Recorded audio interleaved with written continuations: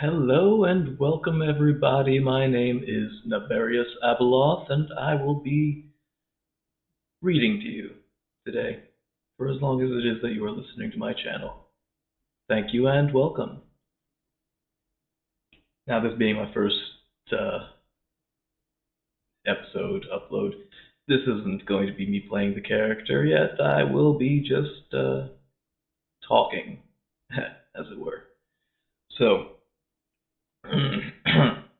as an explanation for what it is that I'm doing here, I got into the Warhammer community, franchise, whatever you want to call it. I got into it a few years ago, and since then I have been deep diving just constantly. And I've been listening to YouTubers and other creators about their opinions and what it is that they have found in the archives and digging through books and finding random quotes. And I figured, well, heck, I could do that just as easily as them, so here I am. I'd also like to point out, I did not script any of that. Anyway, on a personal note, as I have been going through this wonderfully horrible setting that we all enjoy, I have discovered a few landmarks, shall we call them. Things about the franchise that people just find at some point in their journey through the lore. And I figured, as a channel, I think I'd like to introduce people to that faster. So, this first episode that I will be reading for, well, first few episodes, as I will be having to break this up chapter by chapter.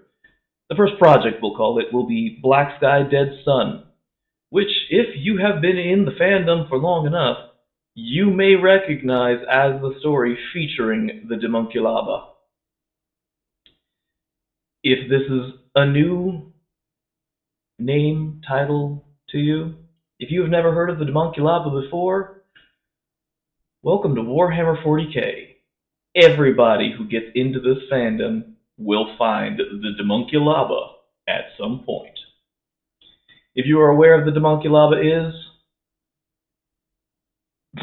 enjoy the ride. If you've never heard the story before, I do hope you enjoy my reading of it. And if you have never heard of the Demunculaba before, I will not be explaining at all what it is. You'll just have to listen to me talk. Listen to my story as I read it.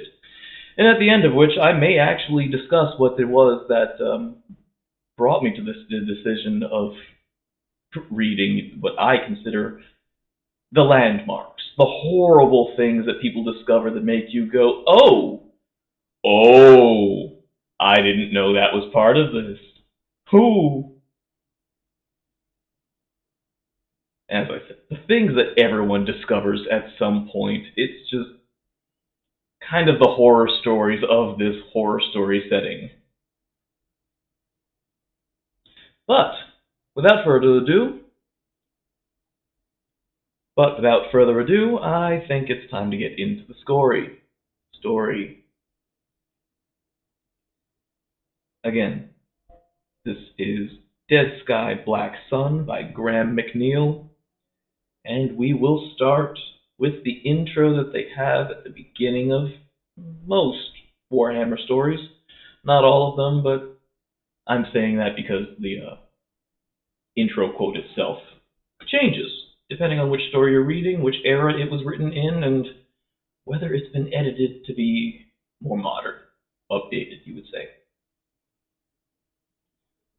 Anyway, without further ado, this is Dead Sky Black Sun by Graham McNeill. It is the 41st millennium.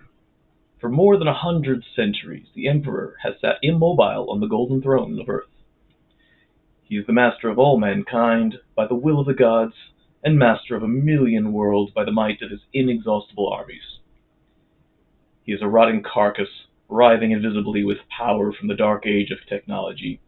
He is the carrion lord of the Imperium, for whom 1,000 souls are sacrificed every day, so that he may never truly die.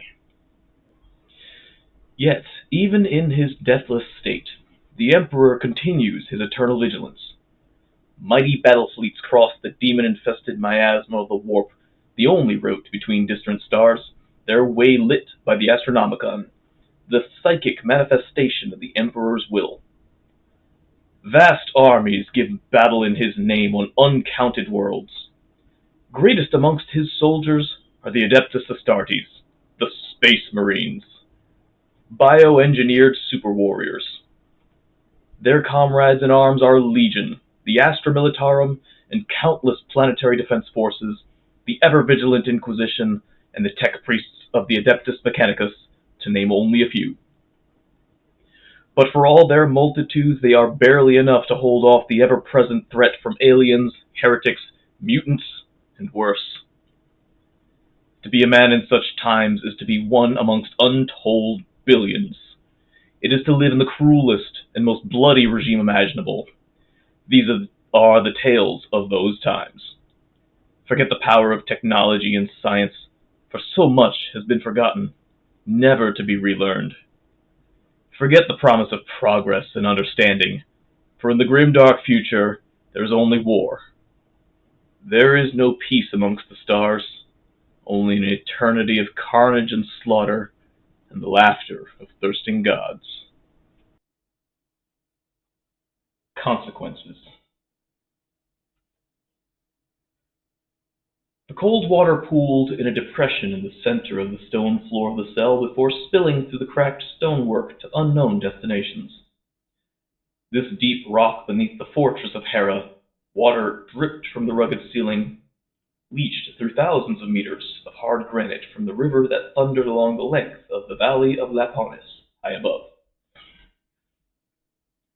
Only the thinnest sliver of light from below the thick iron door illuminated the cell, but it was enough for its occupant, due to enhanced vision that allowed him to see almost as well at night as in daylight. Not that there was anything to see within the cell's dank confines, merely an iron ring set into the wall where a prisoner could be kept chained until such time as he was removed for sentencing or punishment. The cell's solitary occupant was not chained to the wall or restrained in any way. There would be little point in chaining one whose strength could easily break any such fetters, tear the iron ring from the wall, or who secreted an acidic saliva that, given time, would eat away at even the strongest of metals.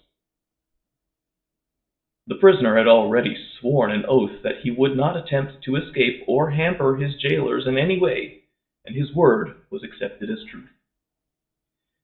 He sat cross-legged, supporting his weight on his hands, holding his body a centimeter from the cold floor of the cell. An aquila tattoo flexed on his right shoulder as he tensed and released his muscles. Inscribed upon the flesh of his left was a number in the curling script of High Gothic. The prisoner heard the clip of approaching footsteps over the steady drip of the water from the ceiling, and lowered himself to the floor, uncrossing his legs and standing in one smooth motion. His hair was dark and short, though longer than he kept it normally, and his thundercloud eyes smoldered with promised threat. Two golden studs glittered on his forehead, and though he was powerfully muscled, taller and broader than the mightiest of humans, he knew he was much weaker and leaner than he should be. A knotted mass of scar tissue writhed across his flat stomach, paler than the rest of his skin, but it was merely the largest of an impressive collection of scars, battle wounds that crisscrossed his skin in a macabre web. He heard the rattle of keys and the heavy door groaned open, spilling warm light into the cell. He squinted briefly, before his eyes adjusted to the increased illumination, and saw a blue-robed helot dressed in the garb of a jailer, with a dark hood covering his face. Behind him, two giants in brightly polished Terminator armor stood with golden-bladed forearms carried across their chests. Their bulk filled the wide corridor, braziered torchlight flickering across the blue ceramite surfaces like fiery snakes. The prisoner bowed to his jailer and said, "Is it time?"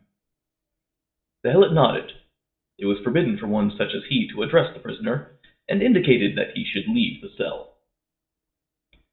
The prisoner bowed his head below the level of the stone lintel and stood in front of the Terminators before marching through the firelit tunnels towards whatever fate the master of the Ultramarines had decreed for him. As he made his way up the rough-hewn steps of the detention level, Uriel Ventress wondered again at the path that had led him to this place. 6 days earlier, the battered and war-weary form of the Ultramarine strike cruiser Ve Victus had limped towards the blue jewel of Macragge. Her armored hide seemed to hang loose on her frame, like a beast starved of food and entering its dying days. The journey through the warp from Tarsus Ultra had taken the better part of 6 months, though upon re-entering real space and calibrating the ship's chronometers against local celestial bodies, it was noted that a time dilation of a year and a half had passed. Such anomalies in the apparent flow of time while traveling through the fluid medium of warp space were not uncommon.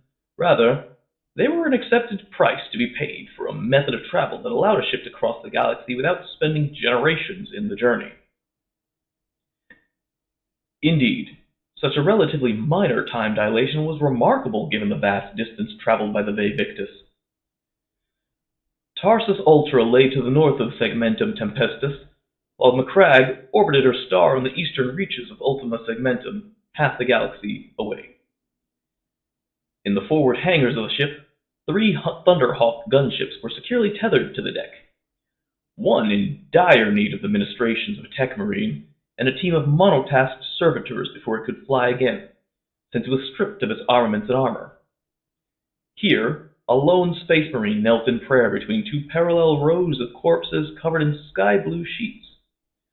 Another space marine, armored in black with a skull-faced helm, stood at the end of the rows of bodies, chanting a soft mantra to the fallen and calling upon the Emperor to guide each man to his side. The bodies lined up on either side of him were the dead of the Fourth Company, the cost to the Ultramarines for honoring an ancient debt sworn by their Primarch to aid the people of Tarsus Ultra in times of need.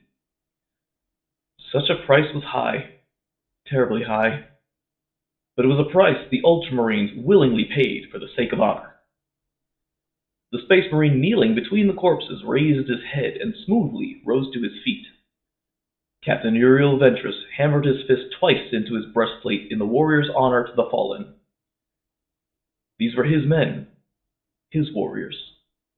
They had followed him into battle on Pavonis against traitors and a monstrous alien star god, and thence to Terras Ultra, where they had fought with courage and honor against the terrifying threat of the extragalactic predators known as the Tyranids.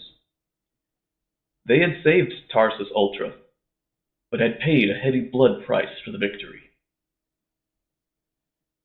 There, Uriel had fought shoulder to shoulder with brother Space Marines, the Mortifactors, an honorable chapter whose lineage could be traced back to the blessed Guilliman, but whose doctrines and belief structure had changed so radically as to make them unrecognizable from their parent chapter. To the Mortifactors, death was venerated above all things, and the wisdom of the dead was sought through the visions of their chaplains.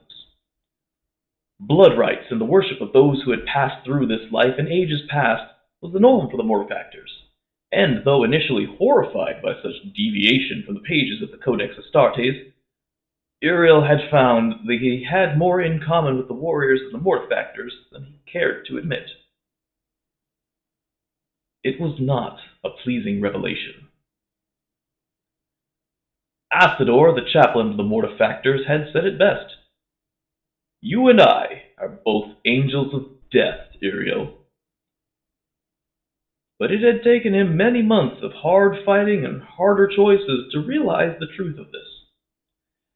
Despite the protests and outrage of Sergeant Laercus, Uriel had followed Asador's vision quests and emerged triumphant, whereas strict adherence to the Codex would have seen them defeated in the earliest stages of the war. Pulled between 2 opposing philosophies, Uriel had made his choice, and had found the balance between following the spirit and the letter of the Codex. He knew such behavior marked him out amongst his brethren, but his former captain Idaeus had taught him the value of such insights, and he knew in his heart that he had done the right thing. Uriel looked along the line of corpses and felt a great weight settle upon him. He had almost died in the belly of the Tyranid hive ship, an insidious alien poison causing his blood to clot throughout his body.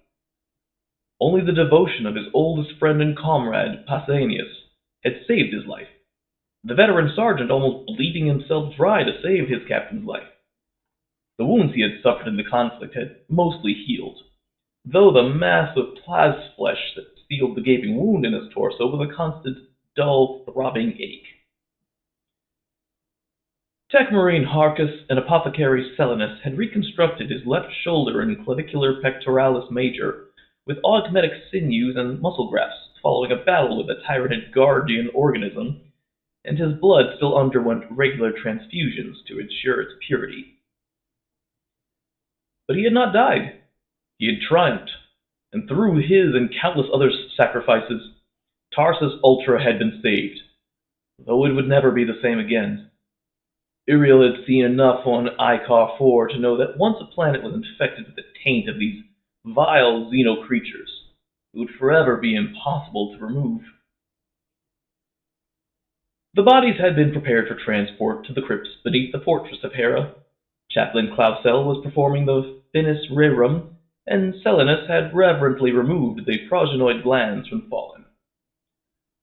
Upon their return to Macragge, each battle brother would be interred in his own sepulchre, and Uriel himself would go to the shrine of the Primarch in the Temple of Correction and carve the names of the dead onto the bronze-edged slab of smooth black marble that ran along the curved inner wall of the sanctum. Clausel's chanting came to an abrupt end, and Uriel turned to face the skull-visaged chaplain, reflecting that perhaps the mortifactors were not so different after all. For wasn't a chaplain nothing more than a vision of death incarnate? Frequently, the last face a warrior saw before passing from this mortal coil was that of a chaplain, the warrior who prepared his body for its journey to the halls of the dead. He nodded to Clausel, feeling a tonal shift in the vibrations running through the hull as the ship's main engines powered down. The Victus had achieved orbit, and they were ready to descend to Macragge. Awe, humility, a sense of history that stretched back 10,000 years. All these feelings and more flooded Uriel's body as he entered the Temple of Correction once more. He remembered the last time he had set foot in this mighty marble edifice before he had set off for the world of Tarsus Ultra. Then he had been but a newly tested captain with the weight of his next command heavy on his shoulders and a life of service before him. Everything had seemed simpler back then, before the burden of choice had entered his life. As always, the temple was thronged with pilgrims and the faithful, many of whom had journeyed further than he to be here. Many women carried babies in swaddling clothes, and Uriel knew that a great many would have been both conceived and born during the pilgrimage to Macragge. Heads bowed as he passed, and shouted blessings followed him. There were whispered prayers of thanks that one of the Emperor's chosen had come to this place to worship with them. Uriel marched through the marble corridors, the dazzling white of the walls veined with thin traceries of gold and sepia, and the floor paved with stone from the rocks at the base of Hera's Falls. Finally, he entered the inner sanctum, beams of multicolored light spearing from the gargantuan dome above. Refracted by cunning artifice through the crystals that made up its structure, each beam interwoven with the others to create a dazzling internal rainbow. Hundreds of people knelt before the gently glowing sepulchre of the Primarch, their voices raised in songs of praise to his memory. The sense of wonderment and rapture in the chamber was palpable, and Uriel dropped to one knee, feeling unworthy of gazing too long on the face of his chapter's founding father. Being in the presence of such a magnificent hero of the Imperium, even though his heart had ceased to beat nearly 10,000 years ago, was a humbling experience, made all the more so for his own sense of unworthiness after the battles on Tarsus Ultra. Had he not cast aside this legendary warrior's teachings in favor of his own initiative and the primitive rites of a death worshipper? Such arrogance, such hubris. Who was he to second-guess the wisdom of this hero, who was the flesh and blood progeny of the Emperor himself? "Forgive me, my lord," whispered Uriel, "for I am unworthy of your love.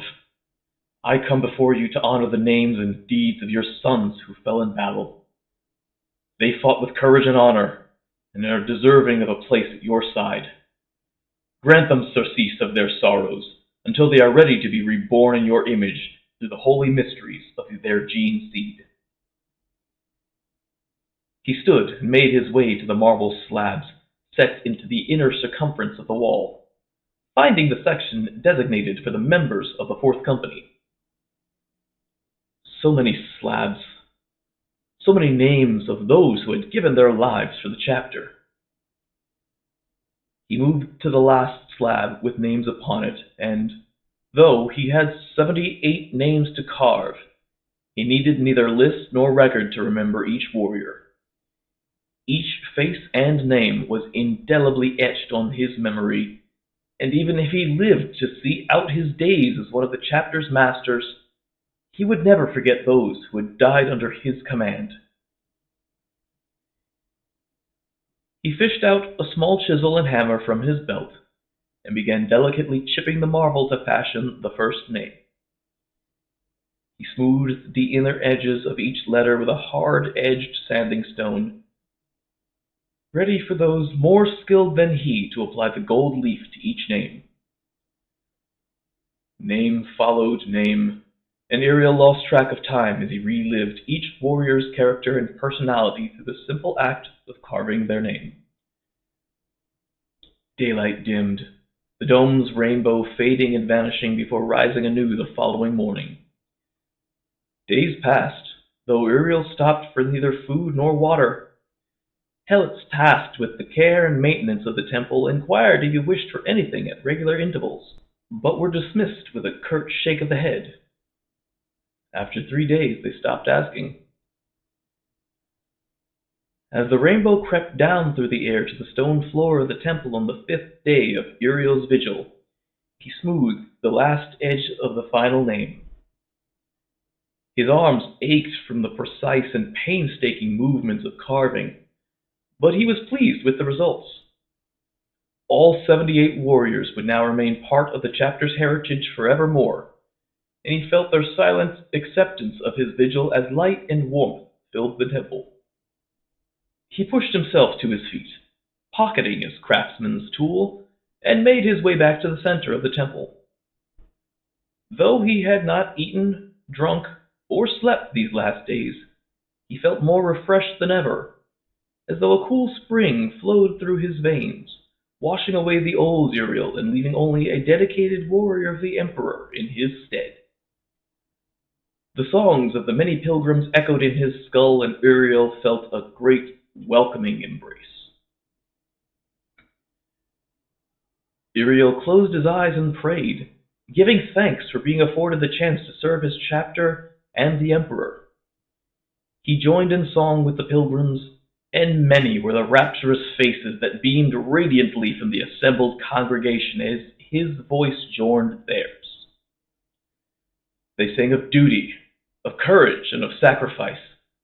They sang until they were hoarse and could raise their voices no more.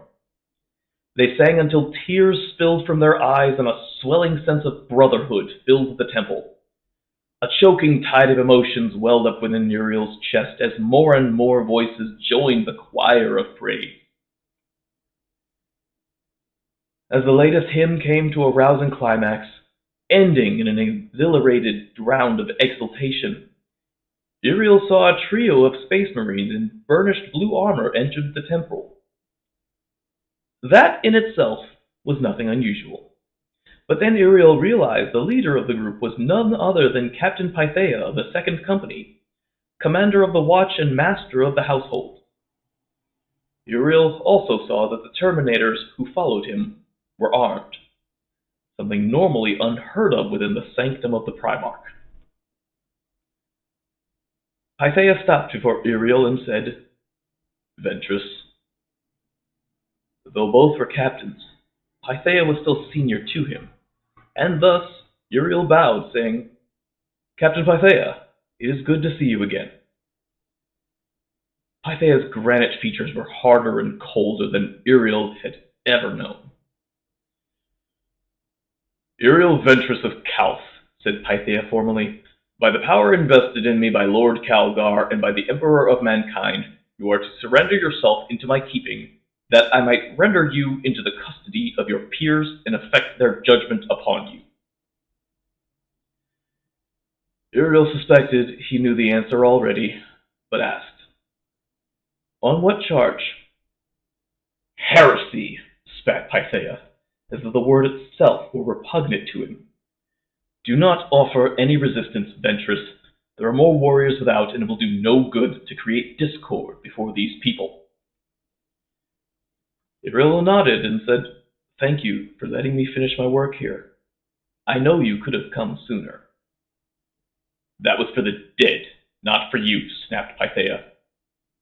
"Thank you anyway." Pythia nodded to the Terminators. "Take him to the dungeons." The halls of Marnius Calgar, master of the Ultramarines, were set atop the highest peak of the mountains, amidst the golden domes and marble-pillared temples of the fortress of Hera. Though the day was hot, the air here was temperate, a fine mist of water from Hera's falls sapping the worst of the heat. A perfectly symmetrical structure, the chapter master's chambers enclosed a central, sunken courtyard that was open to the azure sky above, its cloisters wrapped in cool shadows, its balconies draped in ancient gold-stitched battle honors. At its center, a foaming fountain splashed. Carved in the likeness of Conor, the first battle king of Macragge, it was surrounded by statuary depicting long-dead heroes of Macragge, artfully arranged so that they gave homage to their ancient king. The last time Uriel had set foot here, it had been to receive his orders to depart for Pavonis, and it had been a momentous occasion for him. Now, after a night in the dungeons and stripped of his armor, it was the scene of his disgrace. And worse, it was the scene of his oldest friend's disgrace. Pausanias stood beside him, similarly manacled and dressed in a blue chiton. His own fall from grace he would accept, but to see Pausanias dragged down with him was almost too much for him to bear. Surrounding Lord Calgar were the various masters of the chapter present on Macragge, in whose hands his ultimate fate lay. Captain Pythia, master of the household, sat to his left, next to Captain Sicarius, master of the marches, who, in turn, flanked Fenius Maxim, the master of the forge. Opposite them sat Captain Ixion, chief victualler, Captain Intolucus, chief of recruits, and the heroic Captain Agamemnon of the First Company. The great and good of the Ultramarines sat in judgment of him, and at their head sat Lord Calgar, his liege lord and chapter master. Calgar looked older than Uriel remembered him, his piercing gaze sadder and his stern, patrician features more careworn than he remembered. The disappointment in his lord's eyes was too much, and Uriel dropped his gaze, shame burning hot in his breast. And last of all, seated beside Calgar, was Learchus. Veteran sergeant of the Fourth Company, Learchus had fought beside Uriel, and, though it broke his heart, he knew now the source of the accusations against Pausanias and himself. He should have seen it coming. In the final hours of the war on Tarsus Ultra, Learchus had as good as told him that he would seek redress for Uriel's flagrant disregard of the Codex Astartes. Much as he wanted to feel anger towards Learchus for this, Uriel could not bring himself to feel anything but pride in his sergeant. He was an ultramarine through and through, and had done nothing wrong. Indeed, had the circumstances been reversed, Uriel might well have found himself where Learchus was now. At some unseen signal, Captain Pythia rose from his seat, his long red cloak billowing around him as he stepped down into the sunken courtyard. He stared at Uriel and Pausanias with a look of loathing, pulling a wax-sealed vellum scroll from beneath his cloak. He looked towards Kalgar, who nodded solemnly. Uriel Ventress, Pausanias Lysaean, on this, the 999th year of the 10th millennium of His Imperial Majesty's rule, you are hereby charged with 17 counts of the crime of heresy. Do you understand the gravity of these charges? I do, said Uriel. Aye, said Pausanias, in a tone that made no secret of his contempt for this hearing. Though to drag us here after the great victory we won at Tarsus Ultra does nothing but shame the memories of those who died there.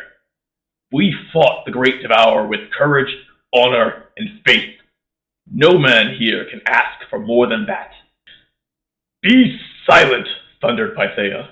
You will answer only those questions I ask of you, and you are to volunteer no more information than that. Do you understand me? Pausanias' lip curled, but he said nothing and merely nodded. Apparently satisfied, Pythia circled the fountain and stood before Uriel, his gaze boring into him, as though he were attempting to force him to admit his guilt by sheer force of personality. You are a protege of Captain Idaeus, are you not? You know I am, Captain Pythia, answered Uriel evenly. Answer the question, Ventress, retorted Pythia. My rank is captain. You have not found me guilty yet, and will address me by my title until such time as I may be convicted by this body.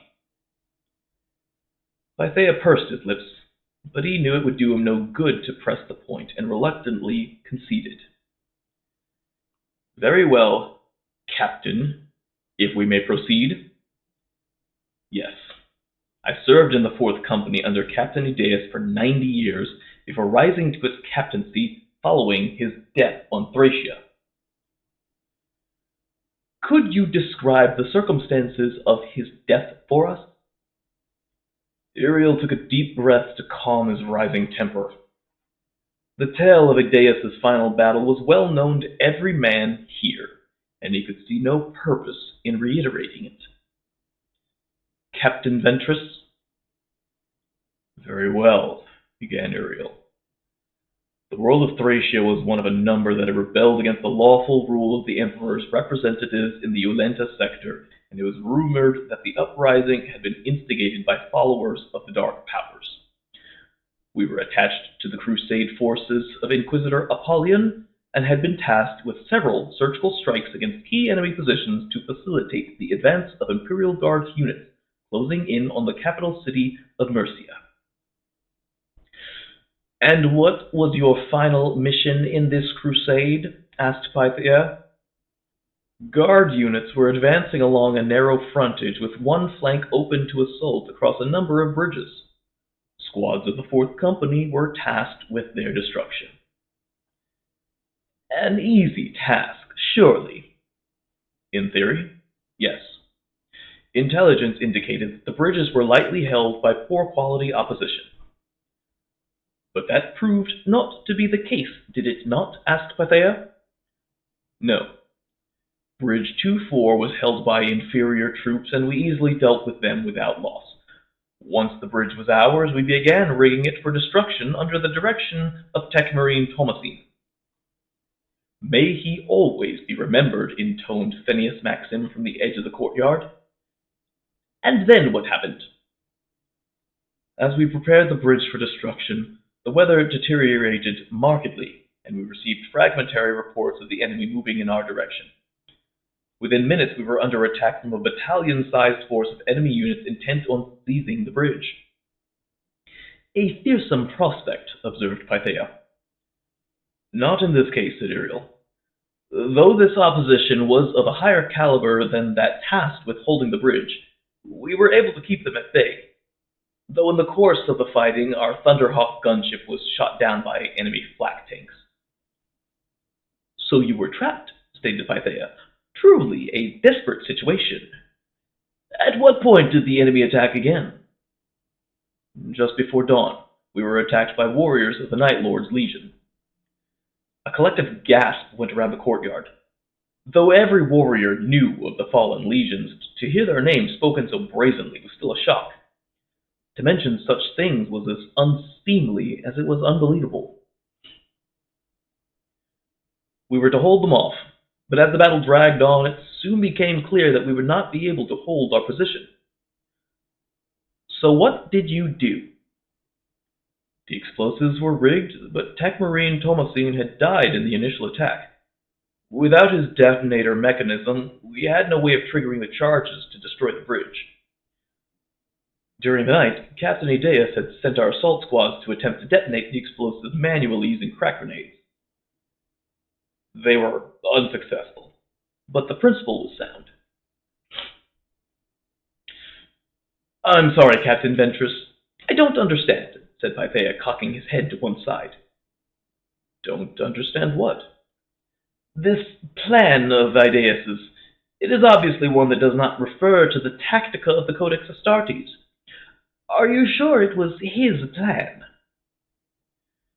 Uriel was about to answer that of course it was, when he was seized by a sudden memory of the frantic battle on Bridge 2-4. Pythea smiled, and Uriel saw how deftly he had been maneuvered into this admission of guilt. Slowly he shook his head. No, it was not Captain Abeloth's plan, he said. It was mine.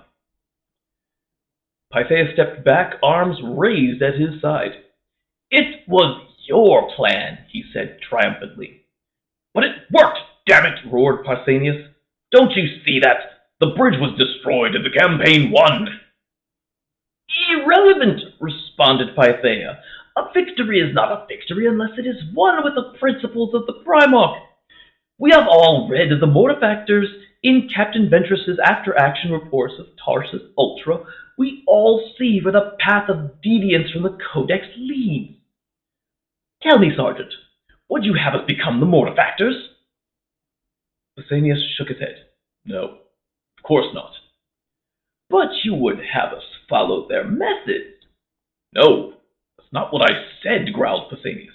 I just meant that whatever breaches of the Codex we made, they were only small. Sergeant, said Pythea as though speaking to a small child, our faith in the Codex is a fortress, and no crack in a fortress can be accounted small. If we take small steps down their path, each tiny indiscretion becomes that little bit easier, doesn't it? After 100 such breaches of the Codex's teachings, what matters another 10 or 100? That is why you must be punished, Captain Ventress, for where you tread, others follow. You are a captain of the Ultramarines and must comport yourself appropriately. Uriel glared as Pythea climbed the steps back to his seat, and the master of the forges, Fenius Maxim, descended to the court. His leather-tough skin was the color of aged oak and completely hairless. Dark, hooded eyes, one replaced with a blinking red matriculator augmetic, transfixed Uriel as Fenius circled them, his hand laced behind his back. A hissing servo arm folded into recumbent position on his back, wheezed as it flexed in time with his breath, and his heavy, metal legs thumped on the stonework of the courtyard. I have spoken to Techmarine Hawkus, he barked suddenly. Uriel knew where Maxim was heading and said, I ordered him to strip the Thunderhawk down to his bare bones. He was only obeying my orders, and no blame should be attached to him for his actions on Tarsus Ultra. Maxim stepped close and lowered his thunderous face into Uriel's. I know, he hissed. Did you think I would not know that? No, replied Uriel. I merely wish to be clear on the subject. Tell me why you desecrated such a holy machine, one that had seen honorable service for almost a millennium, and had carried you into battle on occasions too numerous to count. How could you turn your back on such a noble spirit and treat it so cruelly? I had no choice, said Uriel simply. No choice, scoffed Maxim. I find that hard to believe. I do not lie, master, said Uriel darkly. To destroy one of the Tyranids' hive ships, we had to get the planet's defense lasers firing again. And the only way we could do it was to transport fresh energy capacitators to a site that had the best chance of killing it. The only craft available that stood any chance of reaching this site and making it back was the Thunderhawk. Even then, I was forced to order the gunship stripped down to its minimum weight to ensure we would have enough fuel to get us there and back. You angered its war spirit. I have since ministered to it, and great is its wrath. Were I you, I would not trust my life to it again until you have begged its forgiveness and performed the necessary rites of obeisance. Maxim turned his back on Uriel and returned to his seat as, one by one, each of the chapter's masters came forward to highlight an example of Uriel's disregard for the teachings of the Codex Astartes. They knew everything from both the Pavonis and Tarsus Ultra campaigns, the events on the Space Hulk, Death of Virtue, and the battle with the Dark Eldar on the return leg of the journey. His frustration grew as example after example of his recklessness was paraded before him. While he could not deny the veracity of these claims, he could refute with reason and proof of their merit, but as the day wore on, he saw that the chapter masters were not interested in his truth. He had deviated from the Codex Astartes, the most heinous crime imaginable, and nothing could atone for such a breach of trust and faith. As the sun dipped below the tiled roof of Lord Calgar's chambers, Uriel's temper was fraying, and he knew that he was in danger of losing it completely. These men did not want truth. They wanted a scapegoat for the dead of Tarsus Ultra, and to set an example to the rest of the chapter that there was no other way than the Codex. He wanted to scream in frustration, but pursed his lips and bit down on his anger. Purple shadows lengthened on the floor of the courtyard. Evening moths had gathered around the torches that were hung from the balconies. Marnius Calgar stood and swept his gaze around the assembled masters before striding into the center of the courtyard to face Uriel and Pausanias. He stared into Uriel's eyes, and Uriel met his gaze unflinchingly. Whatever his fate, he would face it on his feet like the warrior he knew himself to be, and damn the consequences. At last, Lord Calgar said, It saddens me to see what has become of you both. I saw greatness within you, and hoped that one day you might have taken your place amongst this chapter's mightiest heroes. But nothing in this life is set in stone, and you stand before me accused of the darkest of crimes. Tomorrow you shall have your chance to refute your accusers and present your defense. Think well on what you wish to say. I urge you to spend this night in prayer. Look to the Emperor for guidance, and remember your oaths of allegiance to this chapter and all that once meant to you when next you stand before me. The first slivers of moonlight crested the roof as Uriel and Pausanias were led back to their cells. The cell was dark and filled with a musty odor of damp and helplessness. A chain dangled from a ring set in the wall, and water dripped from the ceiling to disappear down a crack in the stone floor.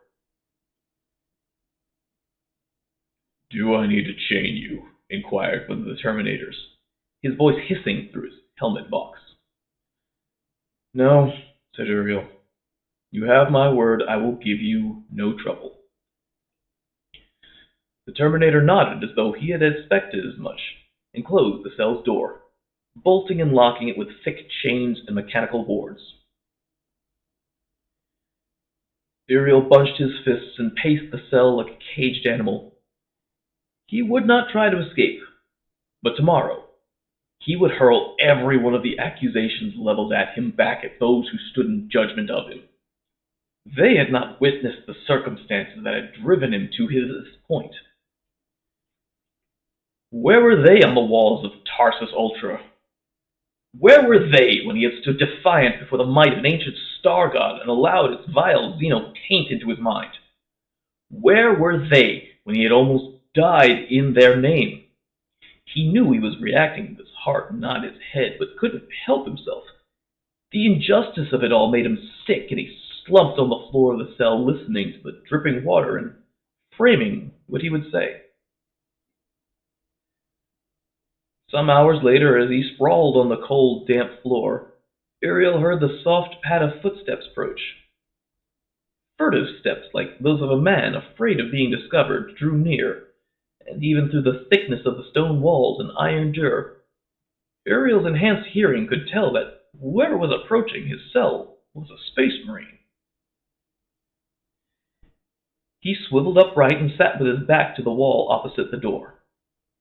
Keys rattled, and the door swung inwards, a hooded figure blocking the light. It stepped into the cell and pulled back its hood. "It is good to see you, Captain Ventress," said a deep voice, rich with age and experience. "Captain Agemon?" said Uriel, recognizing the voice.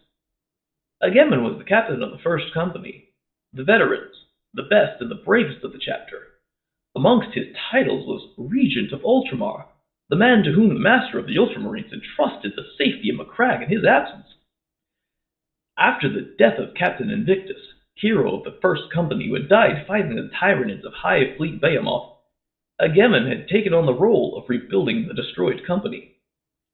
Only now, 250 years after its complete destruction, was it returned to full strength, and the banner of Macragge unfurled once more. Agemon had been an inspiration to them all while training in Agacelis, and all through their indoctrination at the Fortress of Hera. His noble bearing and courage of spirit were shining lights amid the darkness. What now could he want with Uriel? "Aye," replied Agemon, holding out his hand. "Courage and honor." "Courage and honor," said Uriel, accepting Agemon's hand. Agemon folded his arms within his robe and glanced around him in distaste at the bleakness of the cell. "It is galling to see a warrior of such courage treated so," he said. "You pick a strange time to come and see me, Captain. What are you doing here?" "I come on behalf of Lord Calgar, Captain Ventress." "Lord Calgar? I do not understand." "I know all about you, Uriel," interrupted Agemon. "I followed your progress all the way through Agacelis. I recognized your potential, and I rejoiced when you were selected to come to the Fortress of Hera and become an Ultramarine. I gave thanks for the victory on Vorn's world and mourned with you after Blackbone Road. I know all of what you did while serving with the Death Watch, and I know why you will never speak of it." "Why are you telling me this?" asked Uriel, suddenly wary. "So that you will know that I speak true, Uriel Ventress," explained Agemon. "You stand accused of the gravest crime an Ultramarine can commit, and your life hangs by the most slender of threads. You would do well to heed my words." Agemon closed the cell. "Much depends on it." Dawn broke clear and bright over the mountains, casting long shadows over the pale rocks and highland forests. A cool breeze blew down the length of the valley of Leponus, and Uriel felt a curious lightheadedness as he marched up the smooth, worn steps carved into the rock that led to the chambers of Marneus Calgar. Despite the armed guards escorting him, his step was lighter and his heart unclouded by anger or resentment. He knew now what he had to do, and with the choice so clear before him, there was no more doubt or uncertainty. He was saddened that Pausanias would be tarred with the same brush, but there was little he could do to prevent that now. Captain Agemon had spoken simply and clearly for an hour, and Uriel had been struck by his simple honesty and the force of his words. When he had finished, they had shaken hands in the warrior's grip, wrist to wrist, and said their farewells. Agemon had wished him well and departed, no doubt to take the same message to Pausanias. As they climbed the stairs to their fate, one glance at Pausanias' fate told Uriel that he had accepted Agemon's words and chosen the same path. Uriel was humbled by his comrade's loyalty and managed a wan smile as they reached the esplanade at the top of the steps and approached the many-pillared portico that led to the chambers of Marneus Calgar. They passed between the Terminator guards into the shadowed vestibule before emerging once more into the sunlight courtyard. Though they had been taken from their cells at first light, the masters of the chapter were already gathered, their ceremonial cloaks of office draped around their shoulders and laurels of judgment wreathing their skulls. They took their place before the statue of Konor, facing Lord Calgar and standing at parade rest with their arms ramrod straight at their sides. The armed warriors retreated from the courtyard, and not a soul moved until the echoing clang of the bronze doors rang out. Marneus Calgar stepped down into the courtyard to stand before Uriel and Pausanias. His augmetic eye burned a steady red, his features unreadable. Uriel knew that Calgar had sent Agamemnon to their cells last night, and though he knew it meant his undoing, could find no anger in his heart for this act. Just a simple understanding of what it meant to be a true Ultramarine. The Lord of the Ultramarines strode around the fountain, addressing the assembled masters. Brother Ultramarines, today is a day of judgment. We have heard much that condemns these warriors in the eyes of our brethren, but we are men of honor and would not think of deciding their fate without first giving them a chance to refute these charges and answer the accusations against them. Calgar completed his circuit of the gurgling fountain and stood before Uriel, locking his gaze with him. Captain Ventress, you have the right to speak and defend yourself. Uriel took a deep breath and said, I waive that right and accept the judgment of my lords upon me. A ripple of surprise rose from the masters, and hurried glances were exchanged as Lord Calgar gave an imperceptible nod of his head to Uriel. Calgar then asked Pausanias the same question and received the same answer. Uriel saw Learchus' face harden and knew that it pained the sergeant to have brought this upon him. But Uriel now knew that Learchus had no choice but to do so. He nodded to Learchus in a gesture of peace and respect between them. Uriel faced the master of the Ultramarines as he spoke again to him. You do not wish to give an account of yourself and enter a plea to your peers? No, said Uriel. I willingly submit myself to your judgment. Lord Calgar turned from Uriel and ascended to his throne, arranging his cloak about him before addressing the assembled masters. These men have broken faith with the Codex Astartes and by their own admission admit to abandoning his teachings, began Calgar. Their fate is now in my hands, and on the morrow I shall render my verdict. We shall convene again at dawn tomorrow at Galen's Rock, where judgment will be carried out. Though he had known they were to be punished, Uriel felt his heart sink as Calgar spoke. Galen's Rock was a place of execution. The noise of Hera's falls was deafening. Torrents of water fell hundreds of meters to the jagged rocks below, cascading into a spume-colored pool of glacially cold water. The short white rocks glistened and sparkled with quartz. An emerald-green highland fir grew up to the edge of the cliffs. Sunlight crept over the mountaintops and bathed everything in the glow of molten gold. It was, thought Uriel, one of the most beautiful vistas he had been privileged to lay his eyes upon, as though nature, realizing that this might well be the last thing he saw, had striven to produce the most wondrous vision for him to take into the next life. He and Pausanias marched in silence after the chapter's masters, their chains removed and armor stored in the Fourth Company's armorium. Both wore unadorned black chitons, their bare feet warmed by the sun-kissed earth. No guards accompanied the somber column. Though guilty, they were still ultramarines, and would meet their fate with courage and honor. The climb from the fortress of Hera had taken 2 hours, and they stood now before Galen's Rock, an angular slab of black marble that speared out from the valley side. In ancient times, convicted criminals had been hurled to their death on the rocks below, and it had been on this very spot that the sword of Rabute Gilliman had cut the head from the traitor King Galen, who had murdered his adopted father with an envenomed blade and attempted to take control of Macragge. The masters gathered at the edge of the cliff, a thin veil of water soaking their armor, and as he approached them, Uriel felt the fabric of his chiton cling to his skin as it became saturated. Without any words being spoken, Uriel and Pausanias marched onto the rock and slowly inched their way towards the end. Uriel experienced a moment's vertigo as he lost sight of the cliff edge in his peripheral vision. The black rock was slippery underfoot, but he supposed it didn't much matter whether he fell now or not. They reached the end of the rock and knelt, the stone hard and cold against their skin.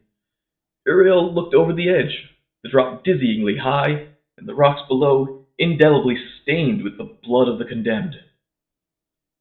His own would soon join it, and, strangely, the thought did not trouble him overmuch. Agaman had made it clear what was at stake, and Uriel was ultramarine enough to grasp the truth of his words and make the right decision. He felt a hand grasp his shoulder and glanced over at Pausanias.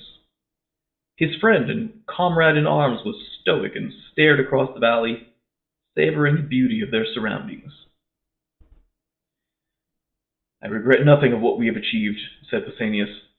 "We acted with courage and honor, and no man can ask more of us than that." Uriel felt his chest tighten and nodded, too overcome with admiration for his friend to speak. He nodded as he heard footsteps behind him, bowing his head and closing his eyes as he awaited the push that would send him plummeting to his death. He felt armored gauntlets take hold of his chiton as he heard the voice of Lord Calgar. "A true judgment has been returned against you, and the Codex Astartes has but one punishment for your crimes. Though you are warriors of courage, and it pains me to lose such valiant warriors, I have no choice in my verdict. Just as we all are, I too am bound by the Codex, and must obey its teachings in sentencing you to death." The grip on Uriel's chiton tightened. "There are many ways one can achieve death, many ways to meet your fate, and to waste a life that may yet bring retribution to the enemies of the Emperor is a sin in and of itself. It is therefore my judgment that you be bound by a death oath, and take the light of the Emperor into that abominable region of space where many a true warrior has met his end, the Eye of Terror. I bind you to take your fire and steel into the dark places until such time as you meet your destiny." Uriel stood motionless in the torchlit gatehouse as the masters of the chapter circled him. Fully clad in his armor, his golden-hilted sword sheathed at his side, he felt a lightness in his heart that he had not felt in many months. Though to journey into the Eye of Terror, that region of space where the madness and corruption of the warp spilled into real space, was as certain a death sentence as if they had been pushed from Galen's Rock, Uriel knew that this was somehow right. Pausanias stood beside him, also fully armored, his customary flamer held tightly in his silver bionic arm. Chaplain Clausel read from an ancient leather-bound tome with gold-edged pages and a musty aroma of a book that had sat unopened for many centuries. Verses from the Book of Dishonor, Words that had not been spoken in over 6,000 years were uttered in time with the Master's footsteps as they removed everything that marked them as Ultramarines from their armor and weapons. His company tattoo had been burned from the skin of his left shoulder, and the chapter symbols of the Ultramarines had been painted over, leaving his shoulder guards an unblemished blue. The golden eagles were removed from his breastplate and waist, and the purity seals and honor badges were unclipped and placed in a Sandarak reliquary box. Learchus would lead the fourth company in his absence, and Uriel could think of no one he would rather have commanding his surviving warriors and rebuilding the company.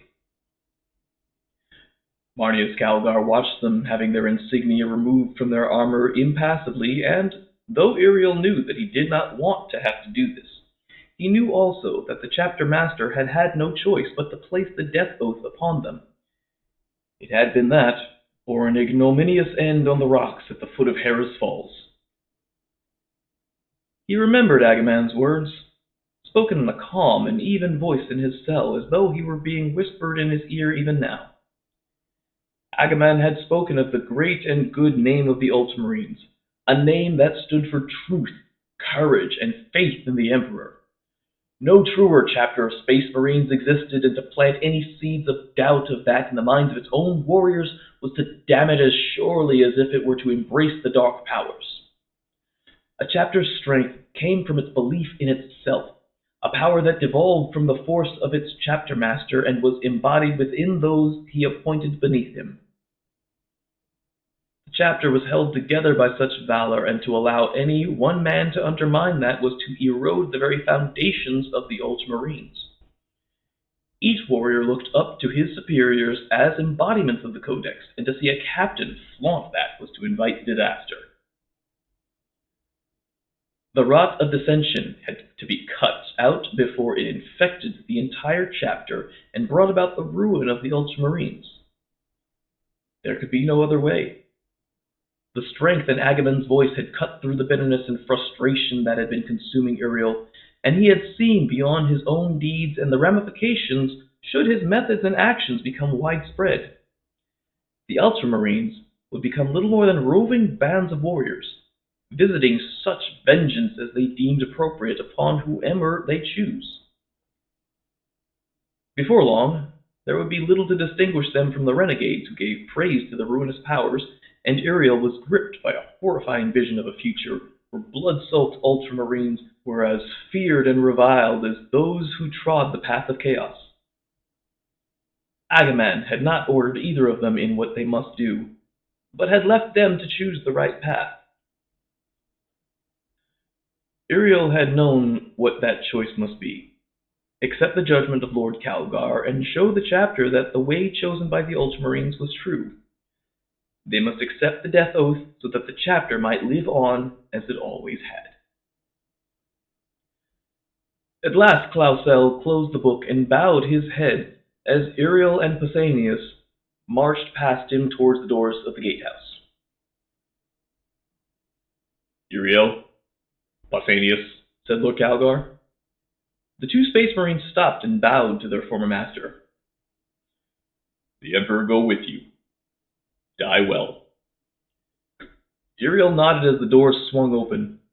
He and Pausanias stepped into the purple twilight of evening.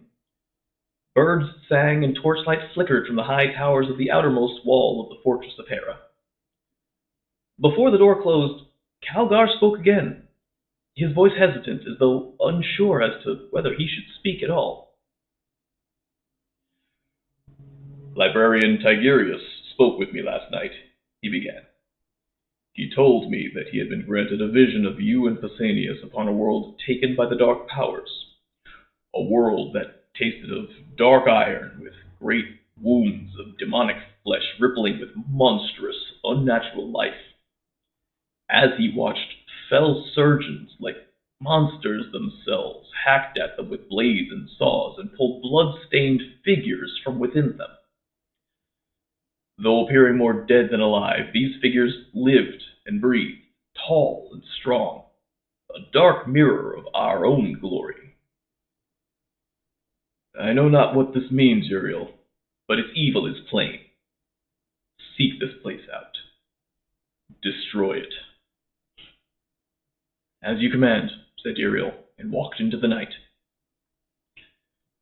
Ahead was a wide, cobbled esplanade, two parallel lines of ultramarines lining the route they would take towards the main gate of the fortress. The entirety of the chapter's strength on the crag awaited them. Over 500 space marines, their weapons clasped across their chests and heads held high. Uriel and Pausanias marched between the lines of fellow space marines, each warrior snapping to attention and smoothly turning his back on them as they passed. The outer wall of the fortress towered above them, and Uriel could not help but look over his shoulder at the glittering marvel of the fortress of Hera as he strode from its majesty. The 100-meter-high golden gate swung smoothly open, and Uriel felt a tremendous sense of stepping into the unknown seize him. Once they passed through that gate, they would no longer be ultramarines. They would be stepping into the vastness of the galaxy to fulfill their death oath on their own, and the thought sent a realization of what they had lost through him. As the gateway drew closer, he saw Learchus in the line of space marines ahead of him. He reached his former sergeant and saw that Learchus was not turning his back as every other ultramarine had. Uriel stopped and said, "Sergeant, you must turn your back." No, Captain, I will not. I will see you on your way. Uriel smiled and held out his hand to Learchus, who shook it proudly. "I will look after the men of the company in your absence," promised Learchus. "I know you will, Learchus, and I bid you farewell, but now you must turn from us." Learchus nodded slowly and saluted before turning his back on his former captain. Uriel and Pausanias continued on their long walk, finally passing into the shadow of the massive wall and leaving the fortress of Hera behind. The gates slammed shut.